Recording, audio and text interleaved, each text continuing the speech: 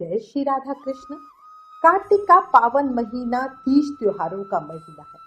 अभी करवा चौथ गई है और अब अहोई अष्टमी व्रत आने वाला है। संतान सुख और बच्चों की लंबी आयु की कामना के लिए कार्तिक मास कृष्ण पक्ष अष्टमी तिथि पर अहोई अष्टमी व्रत किया जाता है। अहोई अष्टमी के व्रत में पूजा के साथ ही व्रत कथा सुनने का खास महत्व है। मान्यता है कि इस कथा को सुनने के बाद ही आपका व्रत पूर्ण माना जाता है। माताएं संतान की दीर्घ आयु के लिए पूरे दिन निर्जल व्रत रखती हैं और फिर दोपहर के बाद अहोई माता की पूजा करती हैं और शाम को तारों को अर्घ देके व्रत को खोलती हैं। इस व्रत की खास बात यह है कि जिस दिन की अहोई अष्टमी होती है, अगले सप्ताह उसी दिन की दीपावली मनाई जाती है। इस व्रत के दौरान किसी भी तरह की नुकीली चीजें जैसे चाकू, सुई आदि का इस्तेमाल नहीं करना चाहिए। ये व्रत सभी जीवों की रक्षा करना हमें सिखाता है। अब आज इस वीडियो में आपको अहोई अष्टमी व्रत की कथा के साथ गणेश जी की कहानी और अहोई माता की आरती सुनाती है। कहानी सुनते हुए हाथ में 7 तरह के अनाज या गेहूं के दाने जरूर रखें। कहानी शुरू करने से पहले एक रिक्वेस्ट, अगर चैनल पर नए हो तो जल्दी से चैनल सब्सक्राइब कर दो, वीडियो लाइक और शेयर जरूर करना। अब एक जयकारा बोला अहोई माता की जय, बोला सच्चे दरबार की जय। हे माई मेरी सचिया जोता वाली माता तेरी सदा ही जय। ऊंचे ऊंचे पर्वत वाली माता तेरी सदा ही जय। अहोई माता की जय। गणेश जी महाराज की जय। प्राचीन समय की बात है, एक साहूकार था। उसके 7 बेटे, 7 बहुएं और 1 बेटी। एक दिन सभी बहुएं और बेटी मिट्टी लेने के लिए गए। मिट्टी खोदते समय ननंद के हाथ से स्याहू माता का बच्चा मर गया। स्याहू माता नाराज होकर बोली कि मैं तेरी कोख बांधूंगी। नंद ने अपनी सभी भाभियों से कहा कि मेरे बदले तुम अपनी कोख बंधवा लो।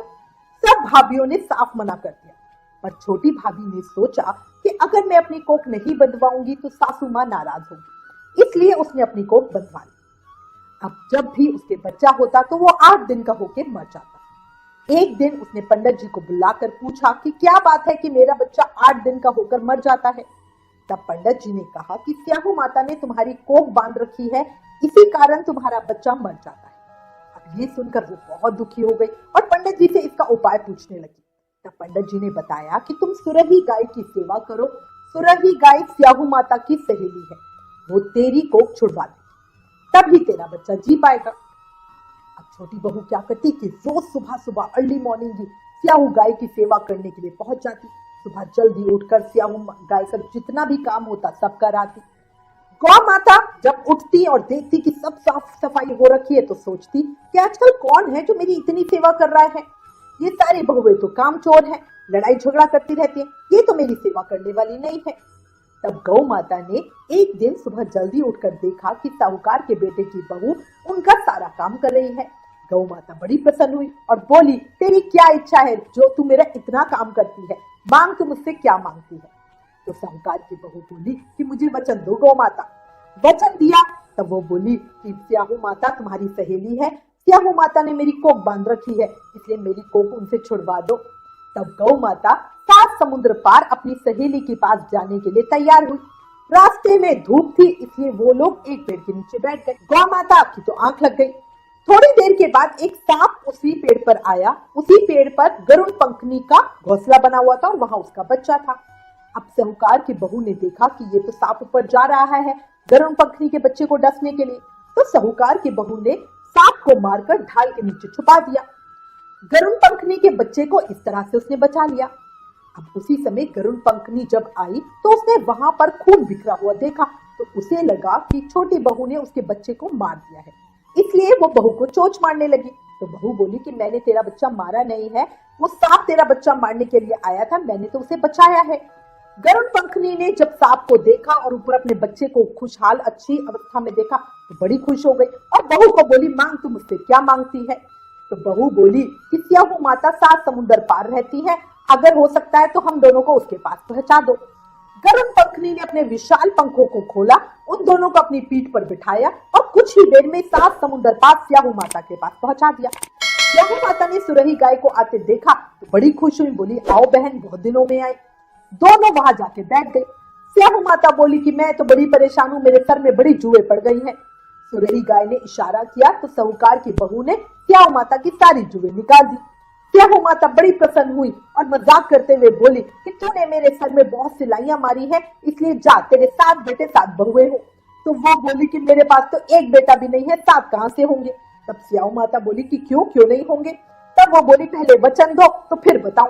स्याहू माता ने कहा कि अगर मैं वचन से फिरूं तो धोबी की घाट पर कंकड़ी हो जाऊं। तब साहूकार की बहू ने कहा कि मेरी कोख तो तुम्हारे पास बंधी पड़ी हुई है। तब स्याहू माता बोली अरे तूने तो मुझे ठग लिया, मैं तेरी कोख खोलती तो नहीं पर अब खोलनी पड़ेगी।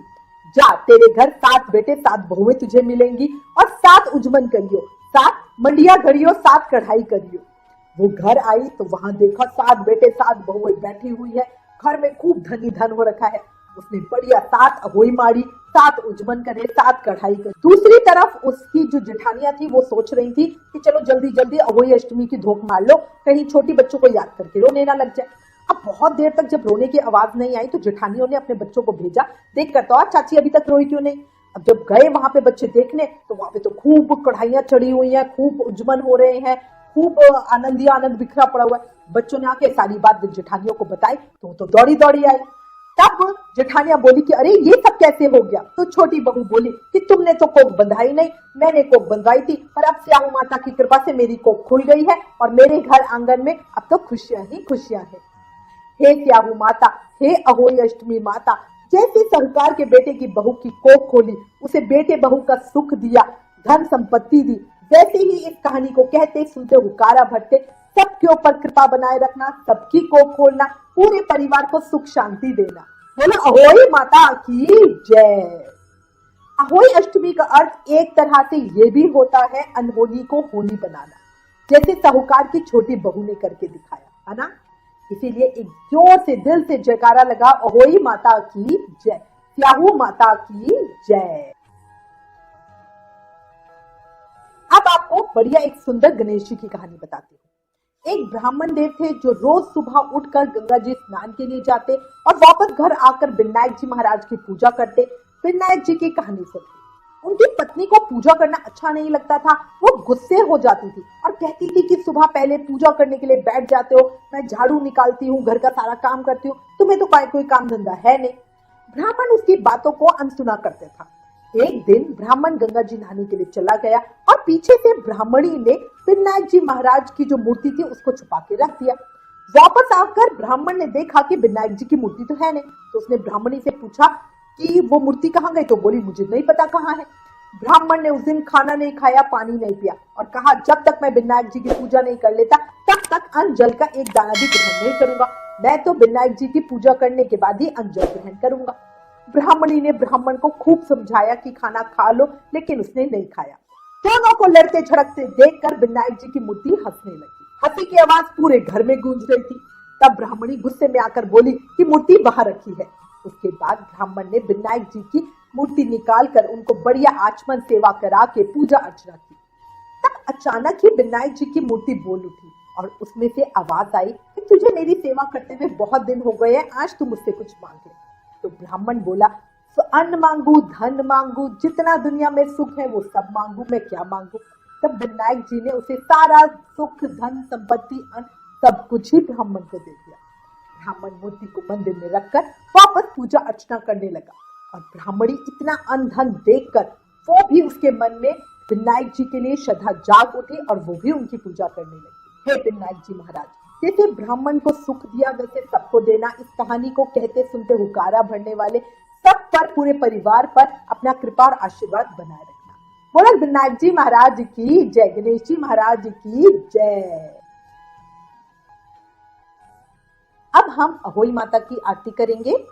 जय अहोई माता मैया, जय अहोई माता, तुमको निश दिन ध्यावत, मैया जी को सदा मनावत, हरि विष्णु धाता। ओम जय अहोई माता, ब्रह्माणी रुद्राणी कमला, तू ही है जग माता, मैया तू ही है जगदाता। जो कोई तुमको ध्यावत मैया जी को सदा मनावत नित मंगल पाता। ओम जय अहोई माता। तू ही है पाताल बसंती, तू ही सुखदाता मैया, तू ही सुखदाता। करम प्रभाव प्रकाशक जग निधि से त्राता। ओम जय अहोई माता। जिस घर थारो वासा वही में गुण आता मैया, वही में गुण आता। कर न सके सोई कर ले, कर न सके सोई कर ले, मन नहीं घबराता। ओम जय अहोई माता। तुम बिन सुख न होवे, पुत्र न कोई पाता मैया, पुत्र न कोई पाता। खान पान का वैभव, खान पान का वैभव, सुख संपत्ति जीवन में तुम बिन नहीं आता।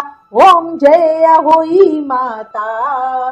शुभ गुण सुंदर युक्ता, शीर निधि जाता मैया, शीर निधि जाता। रतन चतुर्दश तोकु, रतन चतुर्दश तोकु, कोई नहीं पाता। ओम जय अहोई माता। श्री अहोई माता जी की आरती जो कोई जन गाता मैया, प्रेम सहित गाता।